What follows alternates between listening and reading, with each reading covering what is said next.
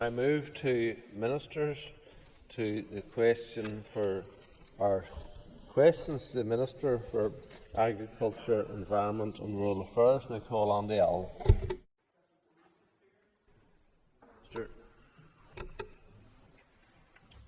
Between 2019 and 2023, there have been 55 confirmed water pollution incidents in the East Belfast constituency.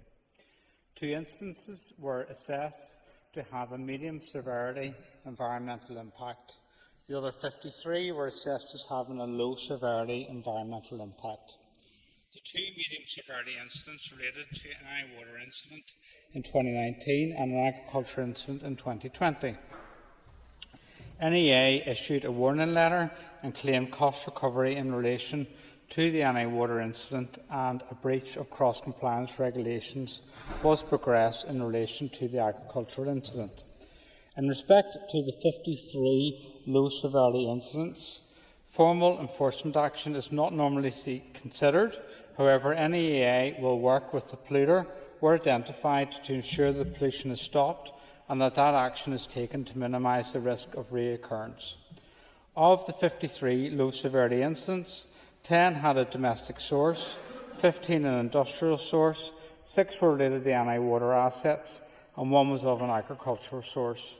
21 low-severity incidents had a source classified as other, which may include pollution from oil spills, suspended solids from construction sites, paint washings, or other miscellaneous sources. I call on the Al. Thank you, Mr. Speaker. Can I ask the Minister for his assessment of the current enforcement powers and how effective he feels they are? Minister. Thank you, Mr. Speaker. The key challenge within my department is not so much in relation to the powers, it's within the resources to carry out investigations and to pursue prosecutions around that. And that's why I've reallocated some resources within my department in terms of NEA, in terms of their regulation and enforcement powers. Also, one of the issues arising is in terms of fines and penalties around environmental crime, and that's why we're taking forward with the Department of Justice a review of the sentencing framework in terms of environmental crime, and I think it's absolutely fundamental that we do that. Lastly, what I would emphasise to all members and the general public is if they're aware of environmental crime or pollution, to report it urgently to the Northern Ireland Environment Agency's pollution hotline. Anyone else? Can you give us on the pollution reported at the Loop River in East Belfast earlier this year? Minister. Thank you, Mr. Speaker. The NEA received a report of pollution in the Loop River on the 31st of May 2024. The incident was classified as having a medium severity environmental impact. NEA water quality inspectors carried out an examination of the drainage system in the area with a view to identifying the source of the pollution. The covered nature of the drainage system curtailed the inspector's ability to definitively identify the source of a pollutant discharge to enable formal enforcement action to be taken. As part of the investigation, however, inspectors have worked proactively with the local company within the catchment, who have since introduced improvements in their working practices. Continuing monitoring of the waterway has shown that pollution discharge is now abated. Trevor Clark. Minister, for his answers thus far. Minister, you'll accept that many of us here, the polluter pays, and I think that's a good mantra to come out with in terms of the polluter. But of course, that doesn't seem to extend to NI water whenever they infringe the regulations. Indeed, in your own answer, you cited into Andy Allen there about 6 of those cases was NI water. At what stage is your department and government going to get serious whenever it's a government department that's actually causing the pollution? Minister. Thank the member for his question. He touches upon an important issue, which is in terms of the situation with regards to NI water and how we regulate those from my department and from Northern Ireland Environment Agency. The key underpinning policy around that is SORPI, Statement of Regulatory Principles and Intent. I've on the record of saying that's not fit for purpose. We need to call time on that. I've asked officials to review that, and that review will be concluded by the end of the year, and I think that's an important step towards dealing with these issues in terms of pollution from NI water.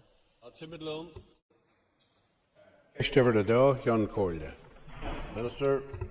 I have previously made my desire to strengthen environmental governance within Northern Ireland and the importance of that, and I am fully committed to working on this. Officials previously provided me with an initial scoping paper which outlined current environmental governance arrangements and some options for strengthening it.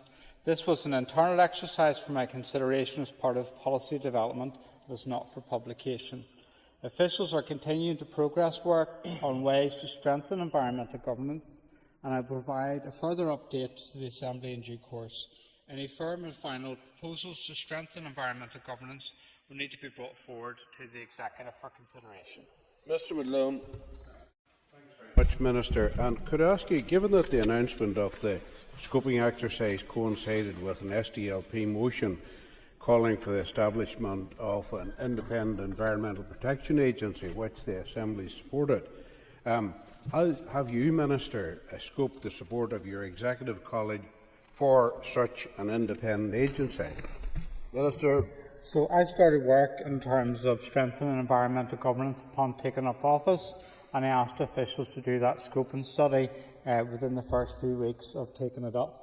The next step here is to look at what an independent environmental protection agency would look like, what its powers would be, and how it could actually improve the environment in Northern Ireland.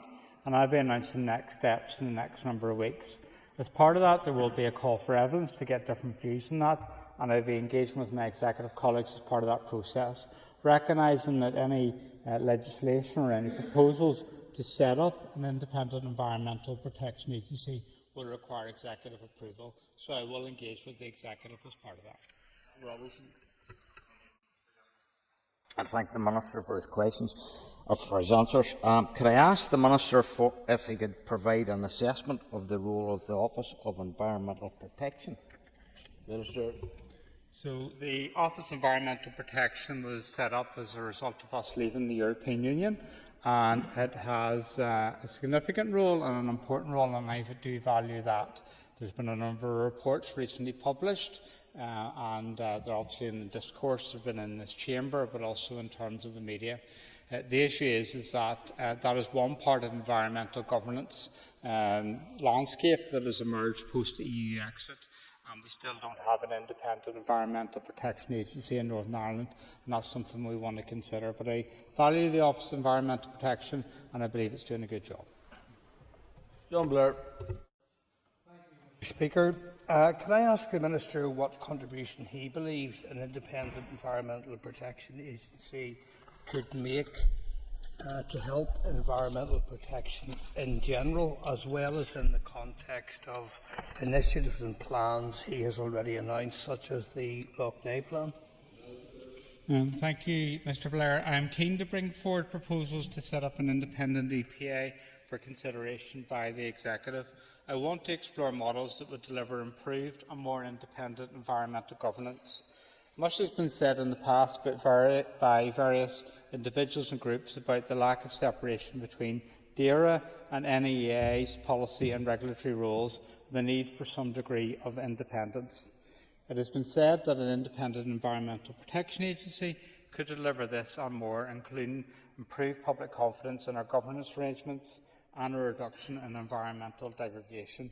I do understand the concerns being raised around current arrangements and do see value in an independent environmental protection agency, and I also recognise the commitment in New Decade, New Approach.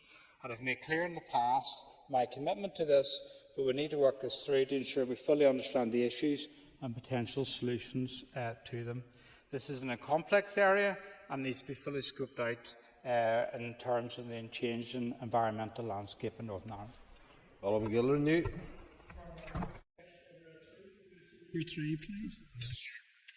The Environmental Improvement Plan was published on the 27th of September this year, and is therefore too early to identify improvements in air quality when compared to targets and actions included in the plan.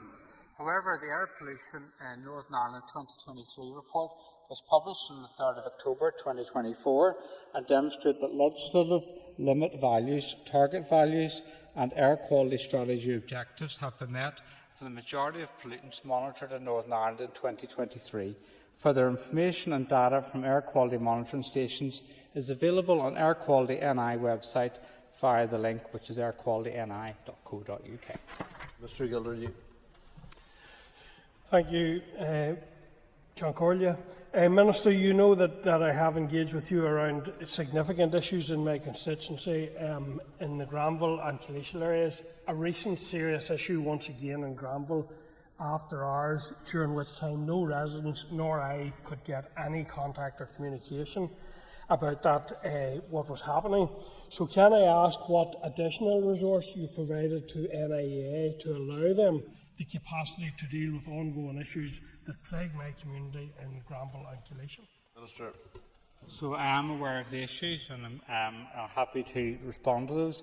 I would say there is resource pressures within my department around Northern Ireland Environment Agency and more generally in terms of environmental protection, and that's something I'll be seeking to address in terms of the budget for next year, because we need to support our environment alongside also farming, which we'll talk about no doubt today.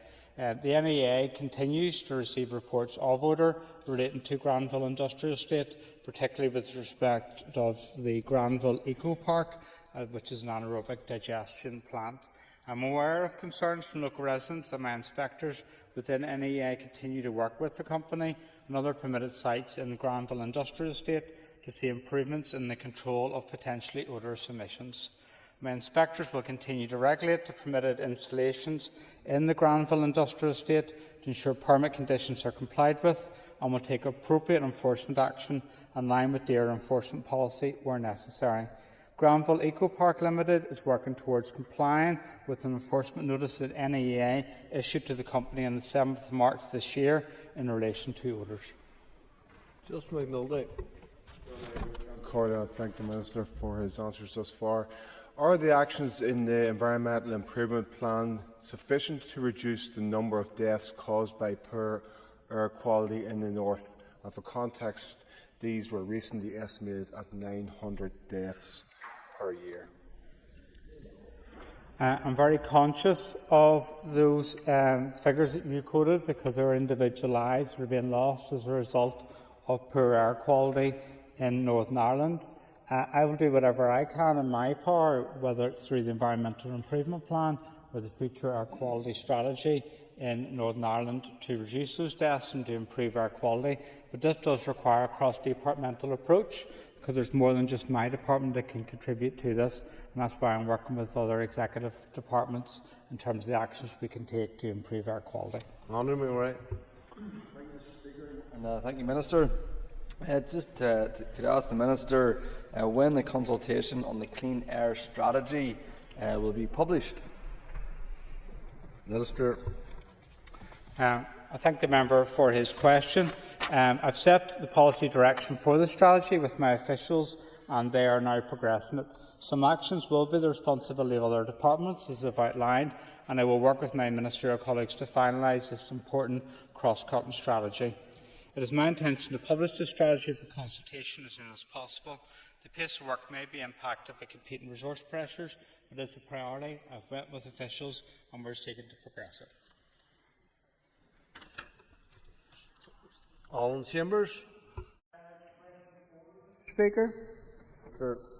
The high levels of nutrient and bacterial pollution in Belfast Lough have an impact on the marine life, particularly in the area inward of the line between Carrickfergus and Grey Point, known as the Inner Lough and Harbour.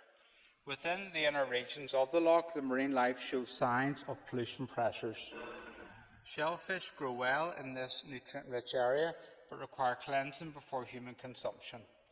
Seaweeds and other plant life are at moderate status in the harbour area, improving to high status in the outer lough, with Ballymaccormack Point being the most biologically diverse sites in Northern Ireland. The sediment-dwelling organisms tend to be more resilient to nutrient pollution and are at good to high status, again improving as the distance from Belfast increases. Belfast Lough is a special protected area for a range of bird species, supporting greater than 10,000 birds during the winter months. Seabird populations in the UK overall are not in good status, and this is reflected in species like redshank and great crested grebe in Belfast Lough. However, other species like the bar-tailed godwit are in favourable condition and are stable favourable trends for breeding terns. A decline in seabird populations is likely to be due to a range of factors. Mr. Chambers. Thank you, Mr. Speaker. Minister, scientists are providing evidence that the area of dangerously polluted water in Belfast Lough is expanding. It's having an adverse impact on water sports, bathing and on mussel production, with the annual tonnage of that down. Would the Minister agree with me, the assertion of a whistleblower to me who said that Belfast Lough has the potential to become the new Lough Neagh in the next 10 years? Minister. I'm very aware of the recent Northern Ireland Water Report, which is entitled The Story of Belfast Lough, and it paints a very concerning picture for all of us in terms of something which was within our constituency, but also for Northern Ireland. I have reflected upon this issue. I have read the report, and it is my strong view that if investment is not made quickly in wastewater infrastructure affecting Belfast Lough, I sadly feel that we're on course to Belfast Lough becoming our next Lough Neagh in terms of serious and substantial water quality breakdown. Stephen Dunn. Speaker, and thank the Minister for his answers. Can the Minister outline to me what action your department is taking to improve the water quality in Belfast Lough, specifically for sea swimming, which, as the Minister knows, is very popular right across the North Down area, just to improve that water quality beyond satisfactory as it is, maybe more in terms of testing and so on? Minister. Thank you. So the role for my department is around the water quality testing. You just referenced that in terms of bathing water quality, and the recent report was outlined in relation to that. In terms of the pollution of our waterways, we have a number of contributing factors in Belfast Lough. It's largely in relation to wastewater infrastructure. That's something I continue to work with the Minister for Infrastructure on. I will continue to support his bids for funding in terms of any water, because we need to invest in that infrastructure so we can reduce the pollution around that. Particularly in relation to my constituency in Ballyholme, for example, there's a piece of work being undertaken in conjunction with both my department, including AFBI, and also NI Water, to do some research in terms of what the contributing factors are. They possibly are in relation to agriculture, and there's a number of actions we're taking as a department to improve the water quality in Northern Ireland and reduce the impact from agriculture. And that will also be laid out very shortly in terms of our Nutrients Action Programme and the consultation we're going to undertake in that regard, because that's a key measure to improve water quality. Connie Egan. Thank you, Mr. Speaker. Thank you, Minister. Could you please outline for us how much of a contribution wastewater infrastructure is having in relation to poor water quality in Belfast Lough? So the issue in terms of wastewater infrastructure and the impact that it has upon our waterways more generally in Northern Ireland is about 24%. Obviously that will vary in different areas, but in terms of Belfast Lough it's quite substantial. We know there's a need for investment in the Kinnaker wastewater treatment works in Hollywood, and that's a specific impact in terms of Belfast Lough, and it's critical that we invest in wastewater infrastructure. What's your turn? Mr. Speaker, Minister, there's a disconnect here between the seriousness of what's happening at Belfast Lough and the fact that you yourself have said it could be or will be the next Lough Neagh in terms of ecological breakdown, and the urgency or lack of urgency from the executive. And lots of people are concerned that the Lough Neagh action plan is more of an inaction plan. I acknowledge this is about wastewater investment. What are you specifically doing in terms of working with the Infrastructure Minister and others to make sure that this is dealt with expeditiously and it isn't simply about monitoring long-term plans and waffle, with the greatest of respect? Minister. So there's a number of questions from the Leader of Opposition there. One is in relation to Loch Ness and the other one's in relation to working with the Minister of Infrastructure in regards to wastewater infrastructure. I entirely refute the allegation that this is a Loch Ness inaction plan. You'll know that there's many actions we're delivering from that, and they're coming out on a regular basis. And that is welcome from the work that's been done by my officials, but also working in conjunction with others, particularly within the agricultural community. And we're very much focused upon delivering that action plan, as we've been doing over the last number of weeks and months. In terms of working with the Minister of Infrastructure, I have a strong working relationship with him. This was recently discussed in terms of the need to invest in wastewater infrastructure at our last executive meeting, and it was agreed that we would have a specific discussion at a future executive meeting around this. There is additional capital funding which has been allocated as a result of the budget, which was announced last Wednesday, and it's for us in the executive to make decisions in terms of how to spend that. But it would be my strong desire to ensure that we prioritise wastewater infrastructure for capital investment. Honourable Murphy. Please. Sure. As this House will be aware, following the Autumn Budget 2024 announcement last Wednesday, funding for agriculture, agri-environment and the wider rural economy will no longer be a ring-fenced addition to the Northern Ireland Block Grant. In addition, instead, future funding for agriculture and fisheries will now be considered as part of the Executive's budget for 2025-2026. My officials are still working through the detail, but I will be doing all I can to ensure that the agri-food sector continues to be supported. I am confident that all parties in the Executive are fully supported and care deeply about supporting our economically and socially significant agri-food sector. Moving forward, this funding will be essential in delivering my priorities of tackling climate change, protecting the natural environment and supporting a sustainable, resilient and productive agri-food sector. Ms Murphy. I'd like to thank the Minister for his answer. Minister, given the vital role that rural development plays within our communities, why does rural affairs sit as the sixth ministerial priority within your 24-25 business plan? Minister.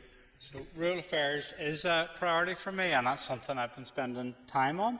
And I have a number of ministerial priorities, and one of them which includes rural affairs.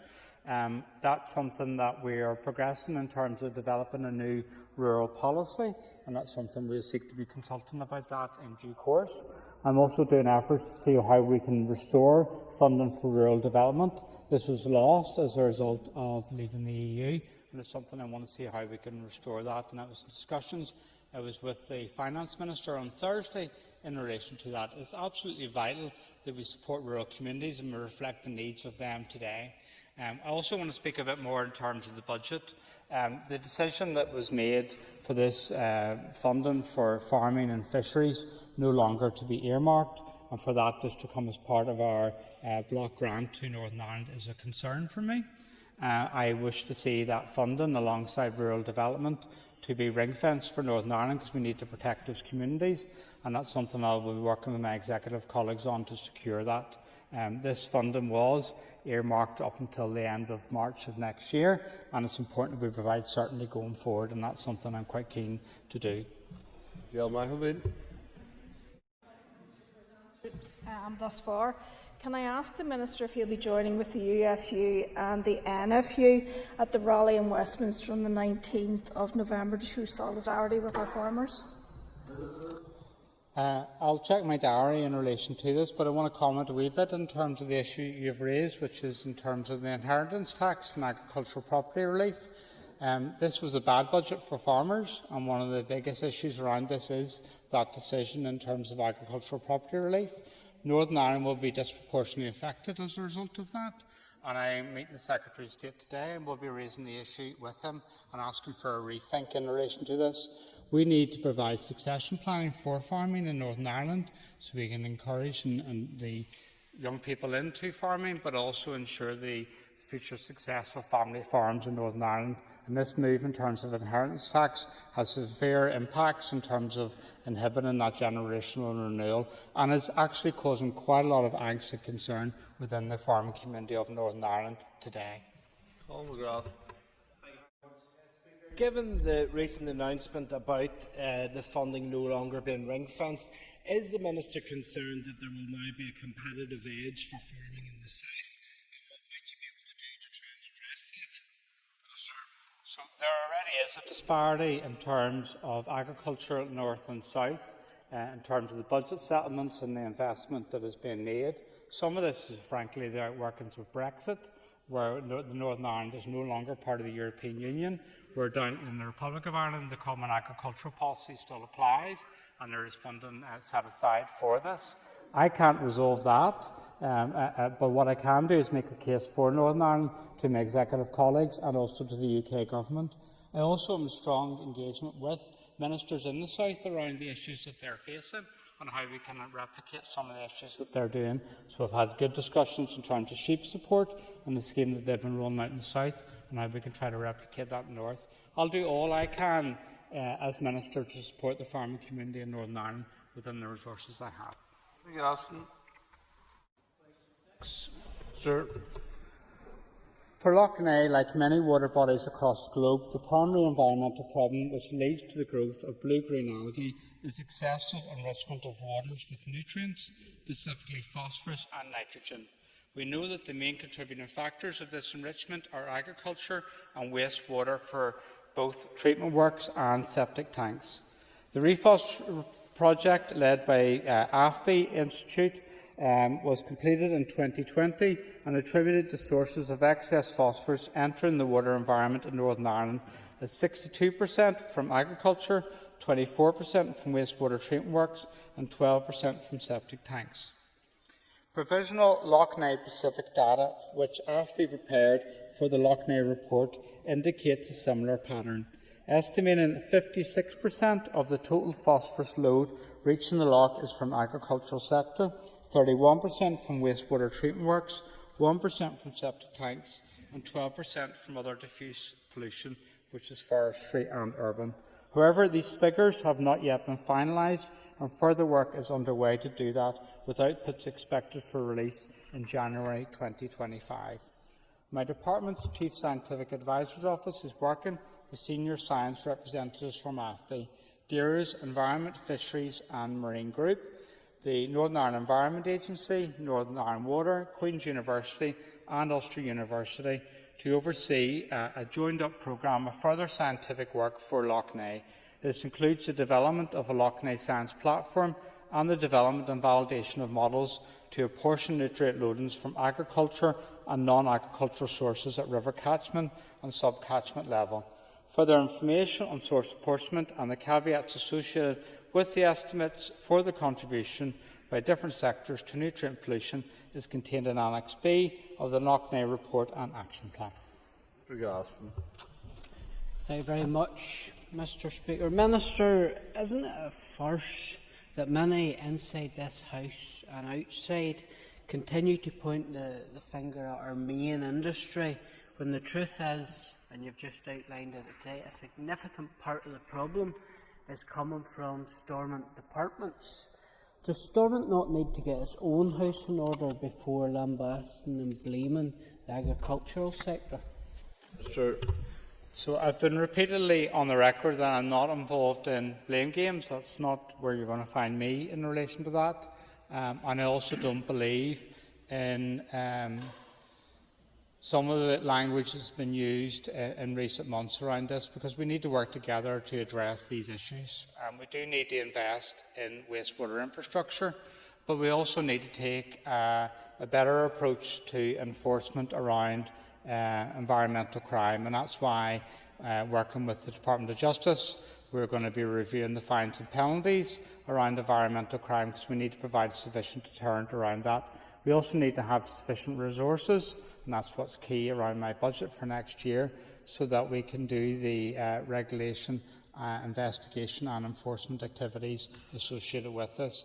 I'm clearly of a view that any polluter in Northern Ireland should be treated the same, and that's why we're reviewing the Statement of Regulatory Principles and Intent associated with Northern Ireland Water, because I think it's absolutely key that we do that and we treat everyone fairly in Northern Ireland around these issues, and that's something you're not going to find me wanting on. We do need to invest in wastewater infrastructure, and that's why I continue to support John O'Dowd in his bids for funding around that. You might find it strange that one minister is calling for another minister's department's budget to be increased, but that's the kind of person I am. Concordia. Minister, you recently introduced a number of small business research initiatives. In what ways do you believe that they could, in some ways, help address the issues at Loughney? So we have been doing a number of small business research initiatives. One's been taken forward by the UK Space Agency, quite significant level of interest in relation to that, and that's about monitoring blue-green algae. The other one's in terms of the being able to tackle and potentially reduce the blue-green algae blooms within Loughney. We announced a number of suppliers around that most recently. And we will see how that works out over time ahead, because it is about research around that, and we're doing further launch of that tomorrow with First Minister and Deputy First Minister, hopefully. The other one's in terms of sustainable utilisation of slurry. This is something I'm quite strongly supportive of and very passionate about. This is about moving from viewing slurry as a waste to being a resource. And we've been pointing a number of suppliers. It was up in Tobermore most recently, and it was also around in Ladonna with Blacks and Houston around that. And this is about moving a situation where we can export the excess we have around us to other parts of the world, and we can also then generate electricity from this. I think that's a really, really positive thing, and I want to thank my officials for progressing these SBRI initiatives, because they're very, very positive. Donald Hall. Thank you, Mr. Speaker, and thank you very much, Minister. We know that the loch is central to so many communities around it. How are you engaging with those local communities in an effort to tackle water quality issues affecting Loughney? Minister. So the Northern Ireland Environment Agency and my department delivered 3 Loughney outreach events in October 2024 around the loch shore to provide members of the public and other interested parties with information and guidance on blue-green algae. The events provided the opportunity for local stakeholders to see the ongoing work that has been delivered around the Loughney catchment. DAERA and Northern Ireland Environment Agency will continue to work closely with local stakeholders, including the Loughney Partnership, Rivers Trust and local angling clubs who are in the eyes and ears of our rivers and can pick up on issues and opportunities to improve water quality. A close working relationship with my department is of mutual benefit as we strive to improve water quality in Loughney and in Northern Ireland. In addition, I am pleased to report in the next few months I will be chairing the first quarterly Loughney Stakeholder Forum. This forum will play a crucial role in progressing our next steps by enabling diverse, valuable input and communication pathway as the implementation of the action plan is progressed. I want to say in closing that I was at one of those events, which is in Glenavy, which I've referenced, and the turnout was fantastic, and it was really good to see different people working together around these issues. Carl Hunter. Devastated businesses within my constituency to the point of closure. They've yet to receive any compensation. Can I ask what enforcement action, if any, has been taken against the departments and agencies responsible for these pollutants? Minister. So I'm happy to speak to the member after this in terms of the specifics of the issues around that, because we need to give you a detailed response around this. We do have an enforcement policy within the department, and key to that is for people to report those issues urgently to us. And one of the other issues is that we want to ensure that the fines and penalties are appropriate to that, and that's something we're reviewing. Tom McKellen. Minister. My special advisor left her post on the 13th of August 2024. The member will appreciate it would not be appropriate to comment further on what is essentially a confidential HR process. Minister. Thank you, Mr. Speaker. Minister, is it not unusual for a special advisor to only want 1 week's notice, or was her swift exit due to another position she may have been pursuing? Minister. This was not unusual. Donny Donnelly. Question 8, please. A wide range of actions are being progressed. The Nutrients Action Programme is the key measure to control nutrient pollution from agricultural sources and improve water quality, and includes a wide range of measures on storage, spreading and management of slurry, manures and chemical fertilisers. The Nutrients Action Programme, or NAP, is currently being reviewed, and a public consultation and proposals for the updated NAP will be launched in early 2025. My department is also developing an ammonia strategy to deliver reductions in emissions in agriculture. I wish to seek additional views on the proposed mandatory ammonia reduction measures in the ammonia strategy, including the use of low-emission slurry spreading equipment, otherwise known as LESE, as part of the NAP consultation process. In October 2024, my department awarded contracts worth £4 million each to 2 companies in Northern Ireland as part of the Phase 2 of Sustainable Utilisation of Slurry Small Business Research Initiative. The project seeks, by the end of Year 3, to remove and export at least 1,000 tonnes of phosphorus per year from livestock manures that are applied on the land in Northern Ireland. The launch of the SULS Phase 2 delivers in Action 10 of the Loughney Action Plan. Thank you. We now move to topical questions to the Minister. I call Patsy McGlone. Minister, could I ask, just in light of the recent announcements around the inheritance tax and the implication of that inheritance tax for particularly family farms, could I ask if your department is taking specific advice around what those implications are likely to be for active family farm businesses? Minister. I thank the member for his question. That's an important question, and this is what Question Time is about. It's about what affects people in Northern Ireland, and the limitation in terms of the £1 million on agricultural property relief does bring a considerable amount of Northern Ireland farmers into the scope of inheritance tax. It's impossible to precisely determine the number of farms affected, but around 1/3 would be in a reasonable estimate from the data, and also much higher within the dairy sector at potentially 75%. Northern Ireland has some of the highest agricultural lands in the UK and Ireland.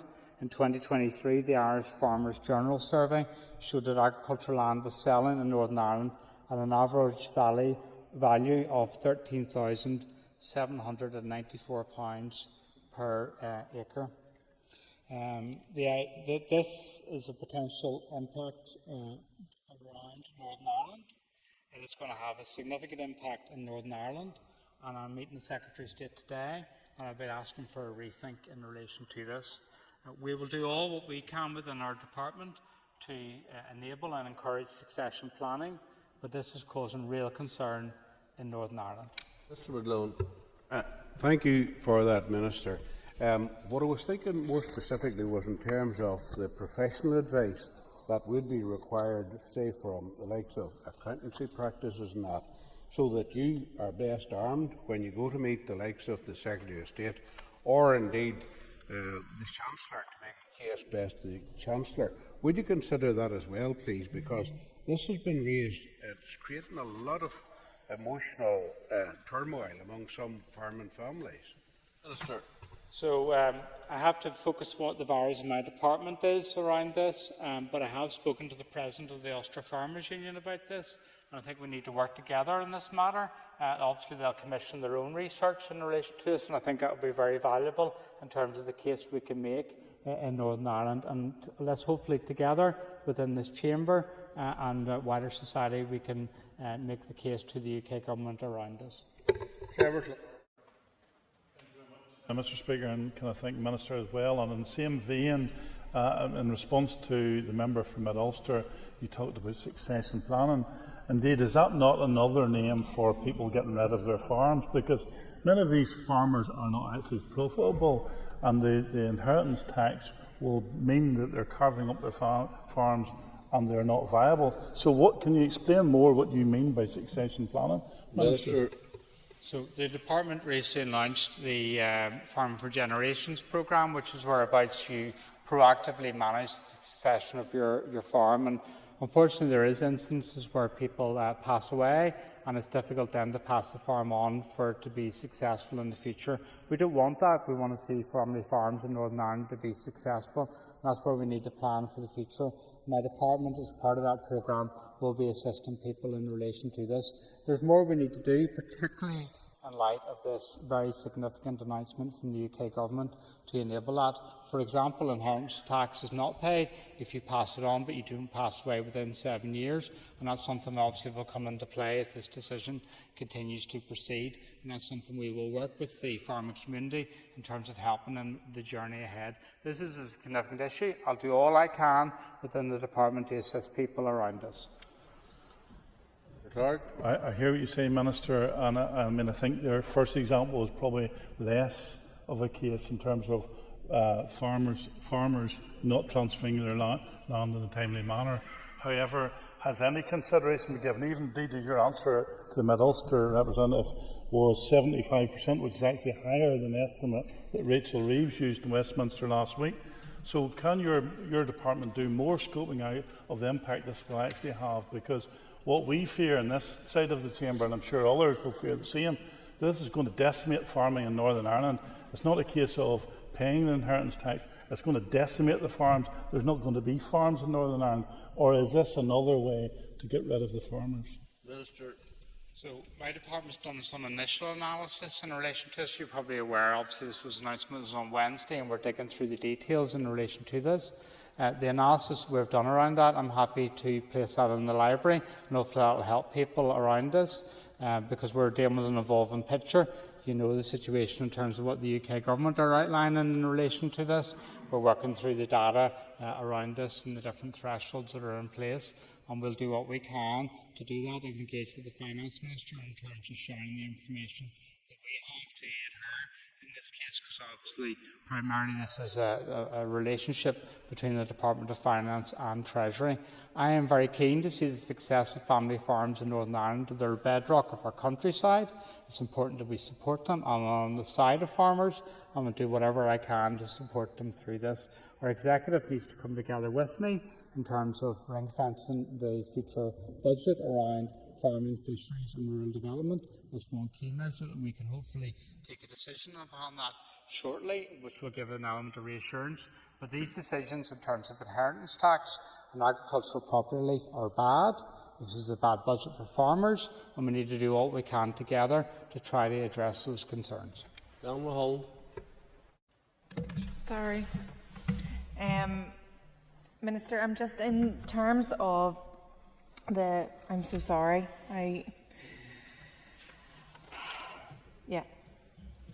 Just in terms of the peatlands in Garran Park,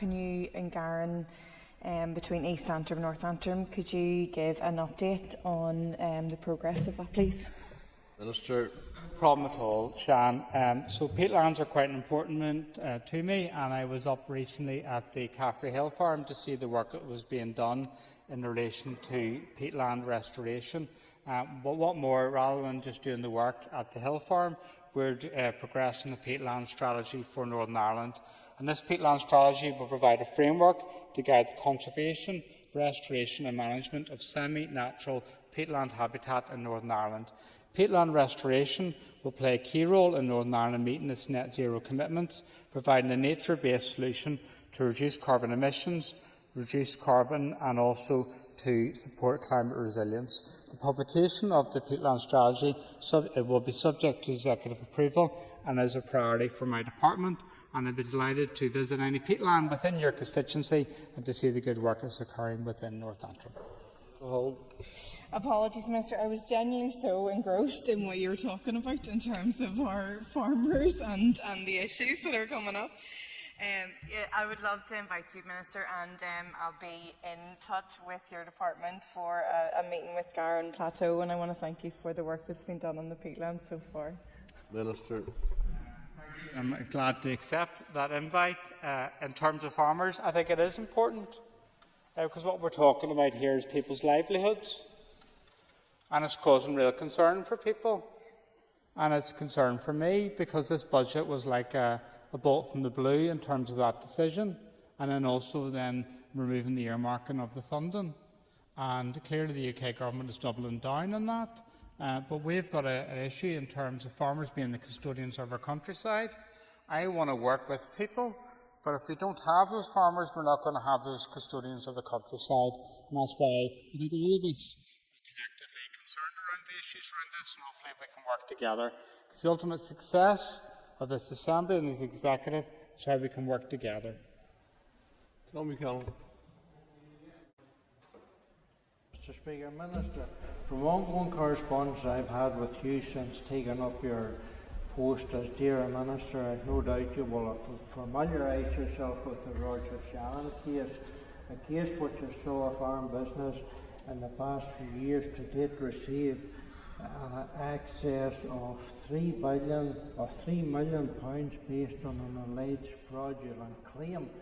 Can you therefore advise why to date you or your department have not handed this case over of such magnitude and public interest to Deloitte for a full, thorough, independent investigation? Minister. I'm aware of the correspondence that the members sent to me, but also to officials around this. I'd be reluctant to comment upon this within the Assembly. What I will give a commitment to do is I will review that correspondence again, but I believe the decisions that my department have taken to date on that are correct. Mr. Buchanan.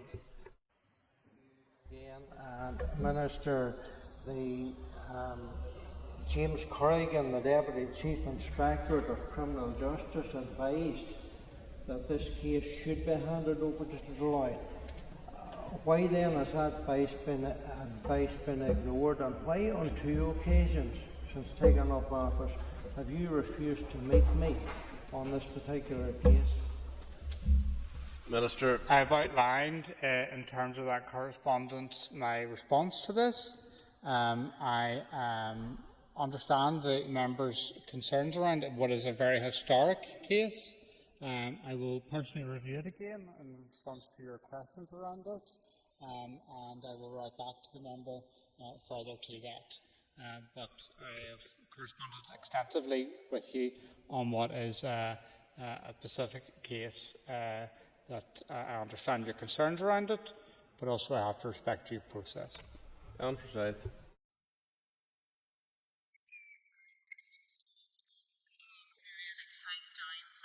Spaces and rural areas, there's a huge demand to maximise the opportunities in planting trees. So I just wanted to ask around forestry grants and the administration of them, where the season for tree planting is limited to November to March each year. The change in times of administration of these grants presents many challenges, with the current scheme only open in October and closing on the 11th of November. Would the Minister commit to reviewing the administration of these and the timeliness? So I'm aware of this ongoing issue, and I'm meeting Lord Elliott, so the previous chair of the ERA committee is not going away, I'll be meeting him tomorrow in relation to these issues, because we do need to get the grants out on time. I'm concerned about the delays that occurred in the last financial year, and I'm quite keen that we get these out as soon as possible. And what I'll do is further to the meeting tomorrow and my engagement with officials in this matter, because it is a concern for me. We do need to get these grants out. I will update the member in regards to this, because it's important that we have that support out and we meet the planting season, and we also meet our afforestation targets in Northern Ireland. Preside. Thank you, Mr. Speaker, and I thank the Minister for his answer and his commitment on this. Due to the uncertainty that this causes within the industry, would you be committed to taking a review of whether a multi-year budget package for forestry grants is a way forward? Minister. Yes, this is something I talked recently with relevant organisations. It's something I would wish to do. We need to obviously have a discussion with the Finance Minister around this, but a multi-annual budgeting around this would be absolutely fantastic, because it would allow us to plan for the future, and that's something that now you've raised it with me, you're giving me more strength in my argument. Yep, Nicole. Thank you, Mr. Speaker. Can I ask the Minister for an update on the third Northern Ireland Climate Change Adaptation Plan? Sir. So we are progressing the third climate adaptation plan, easy for me to say, engaging with executive colleagues on that. Alongside that, we're also looking to set our first carbon budgets and then also introduce our first climate action plan. These are absolutely critical interventions that we need to make for Northern Ireland. I engage regularly with businesses, and they're very clearly on the road to net zero. Had a very positive meeting with Belfast Harbour on Friday, and their commitments to tackling climate change and investment in terms of decarbonisation is there, and we as government need to match that ambition by so many in Northern Ireland.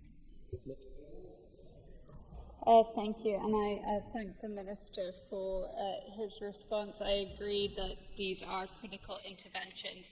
Can I ask how this action can be done in a just and fair way? Minister. So I am firmly committed to a just transition. I made a bid via the Department of Finance to the UK Government for a Just Transition Fund for Agriculture, and that was not met last week as part of the budget, so I will be engaging with my executive colleagues in terms of that funding for next year.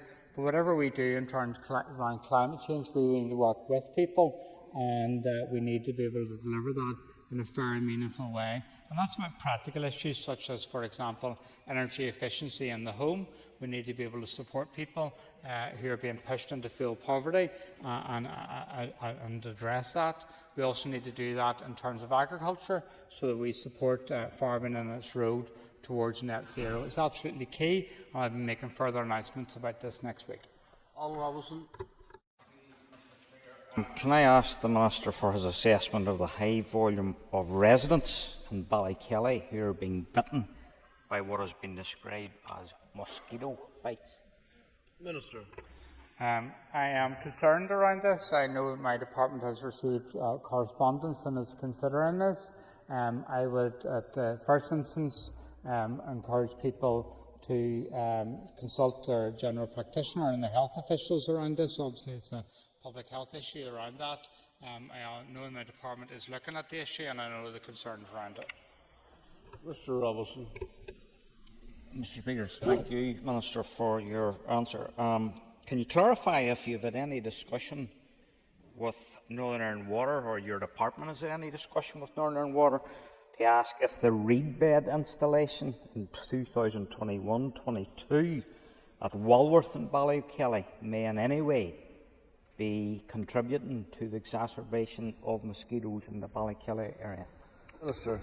I'm not personally aware of any discussions. I'm not saying that they haven't occurred, so what I'll do is make inquiries today and we'll write back to you by the end of the week. Chair Dixon.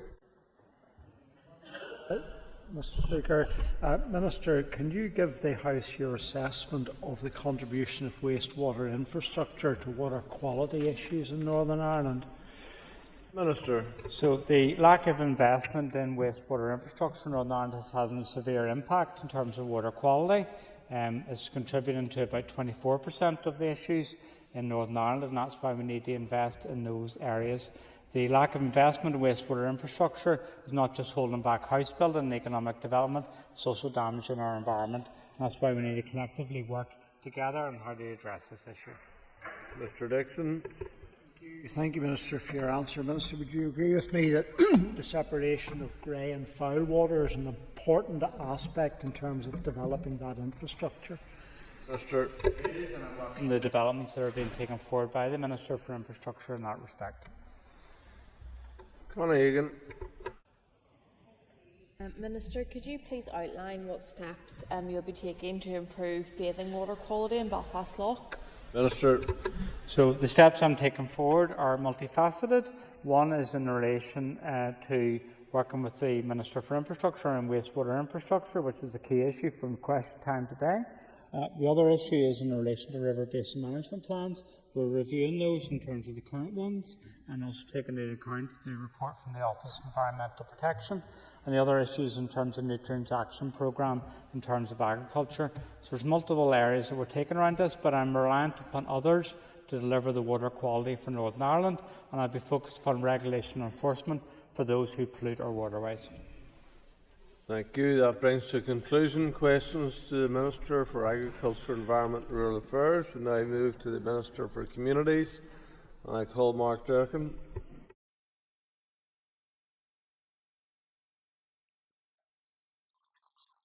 Assessment on the reduction in rates of grant. Mr. Durkin.